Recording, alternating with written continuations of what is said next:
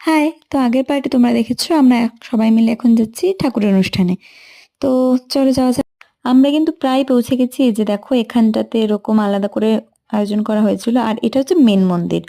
১ম এ গিয়েই আমরা একটু ছোলা আর মুড়ি খেয়ে নিলাম। তারপর আমি, বোন আর এই যে আমার স্টুডেন্ট আমরা সবাই মিলে একটু হাঁটতে বেরিয়েছিলাম।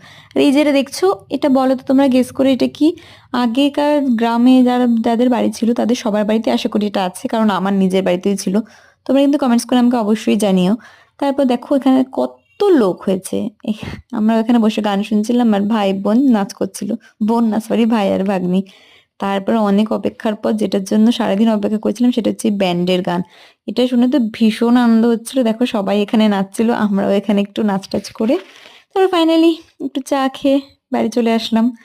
আর জানো তো নিচে টেচে একদম মানে পুরো ঘেমে ক্লান্ত হয়ে গেছিলাম।